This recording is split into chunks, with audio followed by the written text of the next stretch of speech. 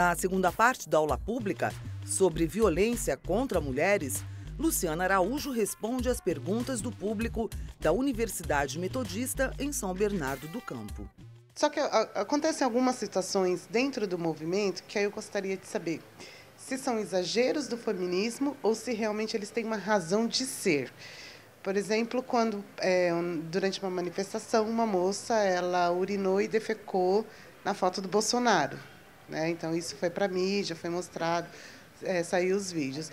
E uma outra situação é que teve uma manifestação da questão da legalização do aborto, da qual eu sou a favor, que a mulher ela tem o direito de decidir ou não se ela quer fazer o aborto. Houve uma encenação de um parto, né, se utilizando aí da questão do crucifixo, né, representando Jesus.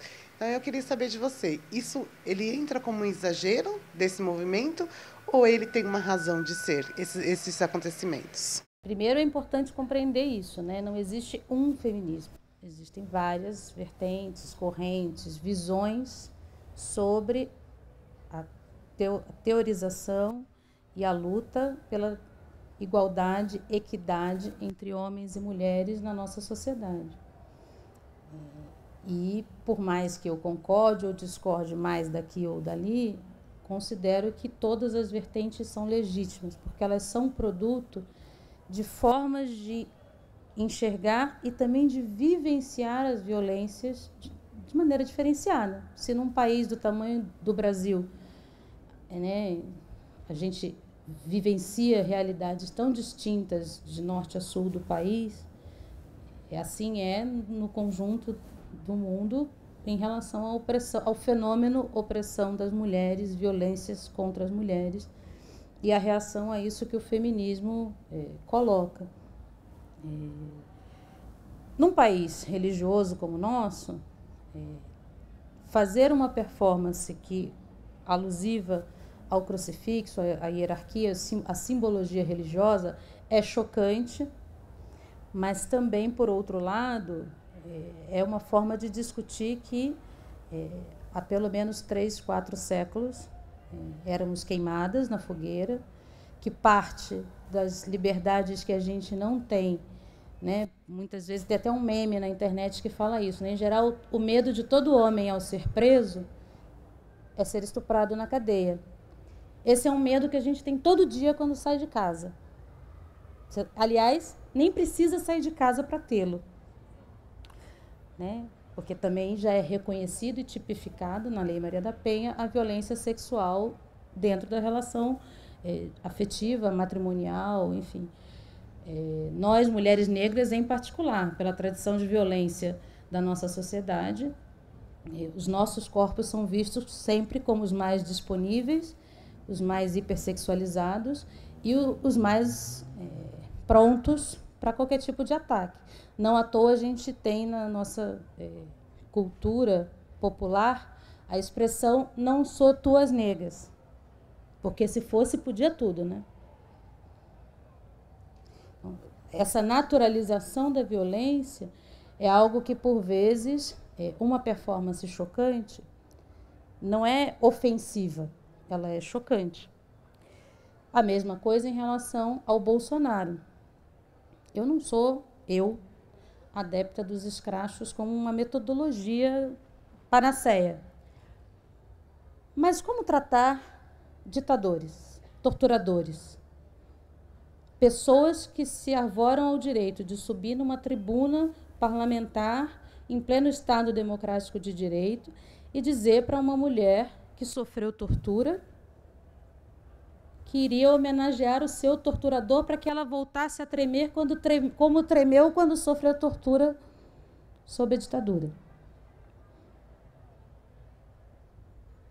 O xixi, o cocô na foto do Bolsonaro, diante de homenagear Carlos Alberto Brilhante Ustra,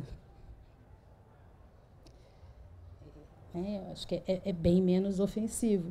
Você, como jornalista na área da comunicação, como que poderia ser mudado a forma como o feminismo é visto e como a questão das lutas em relação ao direito das mulheres e LGBTs e tudo mais? Eu acho que tem esse debate das diferentes vertentes do feminismo, é um debate em curso.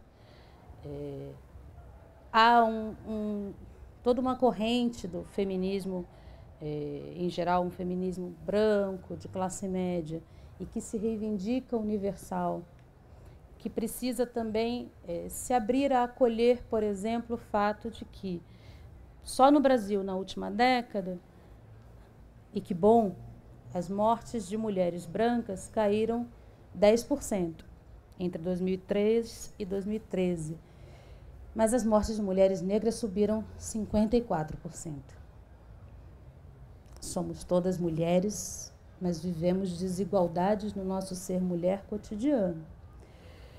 Compreender e tentar enfrentar os dogmas religiosos que relegam a mulher a uma condição de subalternidade é fundamental, mas também considerar, e minha opinião também, não dizendo que os outros feminismos todos estão errados, considerar que num país com intensidade religiosa que a gente tem, é necessário debater o lugar de pertencimento das mulheres que estão dentro da religião e como, a partir disso, responder a esses dogmas hierarquizadores, porque não adianta só dizer, bom, essas mulheres estão sob o controle da religião, então com elas eu não falo.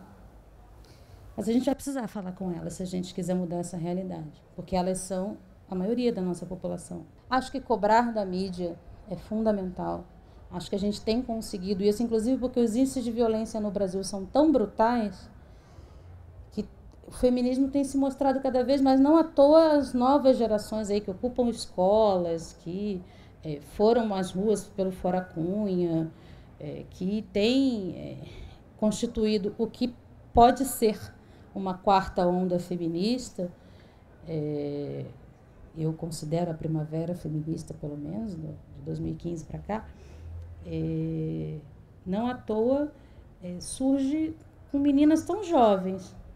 Tem a ver com uma vivência violenta tão pesada que cada vez mais o feminismo se apresenta para cada uma delas como uma necessidade de fato. Eu acho que é fundamental. Esse mês, por exemplo, eu estou desenvolvendo um trabalho no ambiente da Câmara Municipal de São Paulo, como jornalista.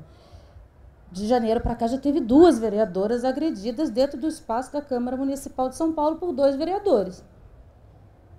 Uma sociedade onde isto é possível, dizer que o feminismo é mimimi se torna, na minha opinião, cada vez mais uma opinião difícil de sustentar.